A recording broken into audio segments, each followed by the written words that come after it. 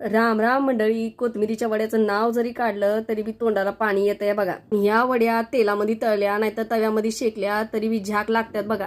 कोथमीर निवडून त्याचं निबार द्याट आणि कवळी कोथमीर वेगवेगळी करून वेगवेगळं मिठाच्या पाण्यामध्ये खंगाळून घ्यायचं. कवळी कोथमीर बारीक चिरून निबार द्याट वाटणामध्ये वाटून घ्यायचं बघा. वाटणामध्ये कंत मसाला आहे याची माहिती माहितीच्या कप्प्यामध्ये हाय बघा.